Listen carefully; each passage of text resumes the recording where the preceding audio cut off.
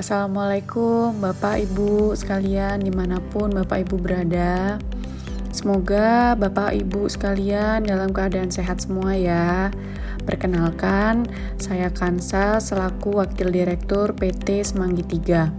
Salam kenal Bapak Ibu sekalian. Sebagaimana yang Bapak Ibu sudah ketahui bahwa pertanggal 1 Juli mendatang, perusahaan kami yang akan mengambil alih tenaga outsourcing di PT PLN UIP JBT 2. Maka, pertama-tama kami ingin mengucapkan selamat datang di keluarga besar PT Semanggi 3. Sehubungan dengan adanya peralihan vendor ini, memang idealnya kami melakukan sosialisasi secara langsung. Namun, karena kondisi saat ini yang tidak memungkinkan, maka kami berusaha memaksimalkan media yang ada untuk tetap melaksanakan sosialisasi, yaitu dengan bentuk video ini. Semoga Bapak Ibu sekalian berkenan dan tetap dapat menerima materi dari kami secara penuh. Adapun konten dari video sosialisasi ini mencakup beberapa hal diantaranya penjelasan hak dan kewajiban TAD, lingkup pekerjaan TAD, info BPJS Kesehatan dan Ketenagakerjaan, prosedur pencairan SPPD dan lembur, pengisi form ukuran seragam dan mengumpulkan foto untuk ID card, serta penyerahan surat lamaran dan PKWTT bagi yang belum. Pertama, terkait hak. Berikut kami sebutkan poin-poin pentingnya ya. Penggajian tetap di tanggal 1 ya Bapak Ibu sekalian. Upah yang diterima sesuai dengan yang kami sebutkan di dalam kontrak atau PKWTT. Hak THR diterima untuk TAD yang telah mencapai 12 bulan masa kerja dan atau lebih di PT PLN UIP JBT 2. Bapak Ibu juga akan menerima 2 setel seragam untuk masing-masing orang, di samping mendapatkan ID card, dan yang terakhir Bapak Ibu juga mendapatkan hak cuti berdasarkan peraturan yang berlaku. Adapun untuk form pengajuan cuti adalah sebagai berikut. Nantinya form ini akan kami berikan melalui koordinator maupun kami share lewat grup WhatsApp dalam bentuk soft copy untuk mempermudah Bapak Ibu sekalian. Cuti diperbolehkan sesuai dengan ketentuan ya Bapak Ibu sekalian dengan pengajuan H-7 dengan maksimal pengajuan 2 hari dalam 1 bulan. Topik selanjutnya adalah terkait kewajiban. Kami rasa poin ini cukup normatif ya Bapak Ibu sekalian. Pertama, karyawan wajib datang tepat waktu, istirahat maupun pulang kerja sesuai dengan ketentuan di PT PLN UIP JBT 2. Karyawan tidak meninggalkan tempat kerja pada waktu jam kerja tanpa seizin atasan. Karyawan wajib melaksanakan tugas yang diberikan dengan sebaik-baiknya. Karyawan wajib berperilaku baik, berpakaian seragam, mengenakan kartu pengenal, tidak bertato, dan bagi laki-laki, rambut rapih, tidak panjang, dan tidak memakai anting-anting. Dan yang terakhir, karyawan bersedia untuk di-rolling dan atau dimutasi. Kemudian terkait PKWTT, yang mana kami yakini banyak di antara Bapak Ibu sekalian yang sudah menerima dan membacanya. Di sini kami sampaikan secara lisan khusus untuk poin PKWTT dapat berakhir apabila ada pengunduran diri secara tertulis dari TAD yang mana wajib menyampaikannya H-30, meninggal dunia, usia pensiun di atas 56 tahun, tidak mampu melaksanakan pekerjaan dengan baik berdasarkan hasil evaluasi, tidak masuk kerja 5 hari berturut-turut, melakukan pelanggaran berat atau melanggar hukum, berakhirnya kerjasama PT Semanggi 3 dengan UIP JBT 2, dan melakukan pelanggaran dan telah mendapatkan surat peringatan sesuai dengan bobot kesalahannya. Cukup jelas ya Bapak Ibu sekalian. Nah, selanjutnya kami mencoba menampilkan standar penampilan dari masing-masing divisi berikut dengan lingkup pekerjaannya. Diawali dengan tim cleaning service, yang mana seragamnya kurang lebih yang akan diterima nantinya akan seperti ini. Untuk standar penampilan cleaning service laki-laki adalah sebagai berikut.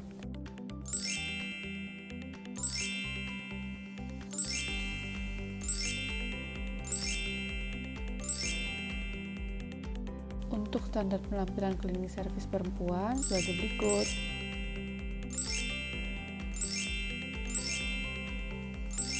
Untuk lingkup pekerjaannya sebagai berikut. Kami yakin Bapak Ibu sekalian sudah paham dengan tugasnya masing-masing. Di sini kami hanya mencoba mengingatkan kembali. Namun supaya durasi video tidak terlalu lama, kami tampilkan poin-poinnya saja dan selebihnya Bapak Ibu bisa baca sendiri ya. Selanjutnya, standar penampilan Satmam adalah sebagai berikut.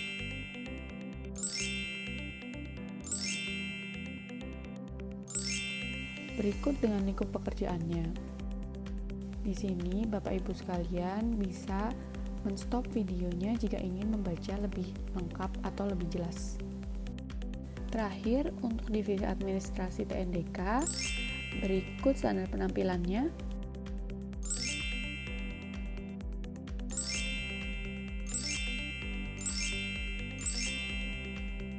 Serta lingkup pekerjaannya.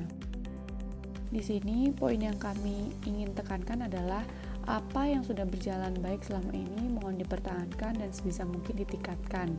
Sedangkan yang masih kurang bisa diperbaiki ya Bapak Ibu sekalian. Nah, penjelasan akan topik-topik selanjutnya terkait BPJS, prosedur lembur perjalanan dinas, dan lain-lain akan dijelaskan oleh Pak Dimas selaku Manajer SDM dan Operasional PT Semanggi 3.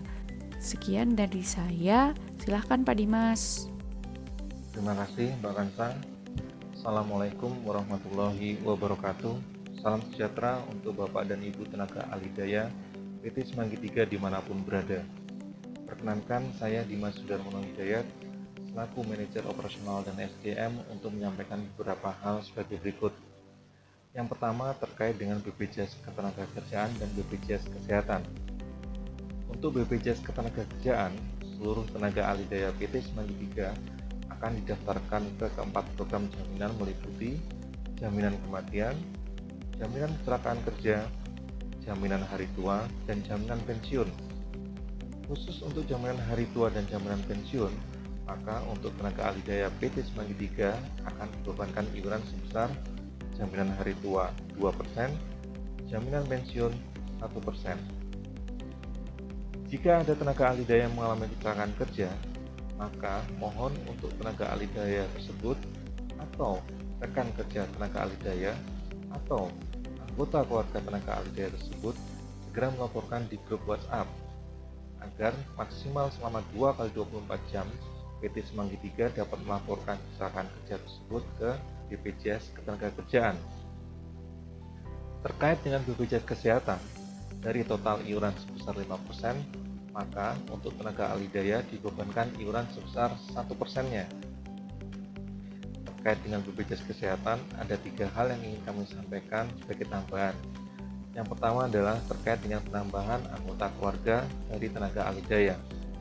Tenaga ahli daya dapat segera menuju kantor BPJS Kesehatan setempat untuk melaporkan jika ada penambahan anggota keluarganya. Terkait dengan tenaga ahli daya yang semula menjadi peserta mandiri, maka mohon dipastikan agar sudah tidak ada tunggakan. Jika masih ada tunggakan, maka harap diselesaikan tunggakan tersebut dan dapat segera melaporkan ke Semanggi 3.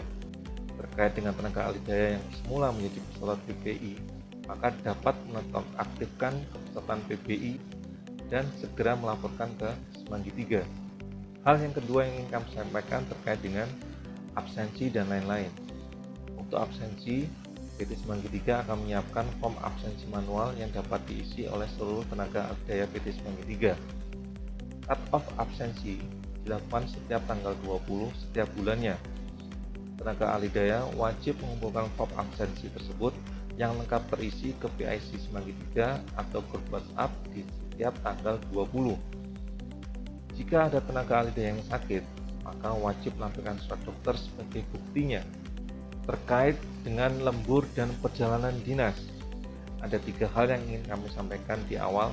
Yang pertama adalah indeks nilai perjalanan dinas dan lembur mengikuti ketentuan yang berlaku dan rencana kerja syarat atau RKS dari pihak PLN.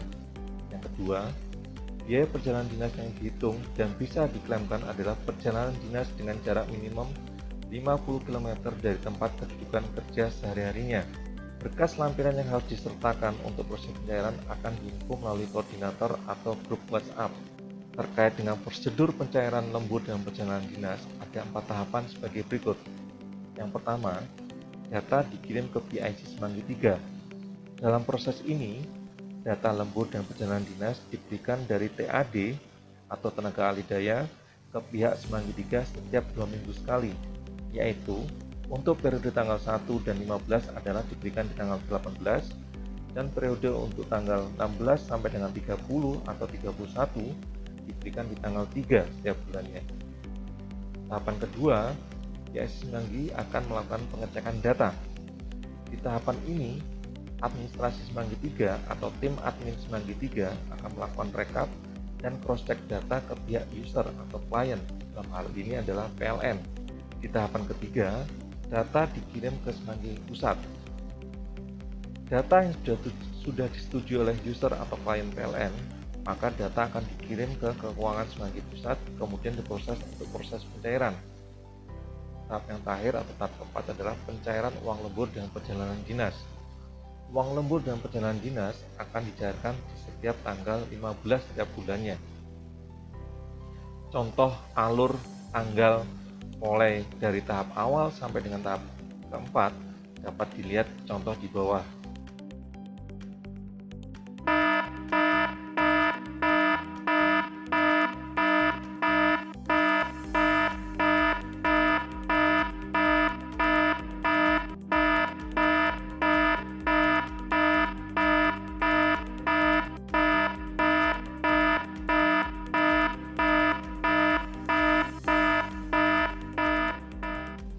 Jika ada yang ingin ditanyakan lebih lanjut, maka seluruh tenaga ahli daya dapat melakukan atau menghubungi kami di grup WhatsApp yang telah kami buat. Segera info jika ada TAD yang bergabung di dalam grup WA grup tersebut. Demikian dari kami. Sekian, wassalamualaikum warahmatullahi wabarakatuh. Bersama PT Semanggi 3, Anda pun puas.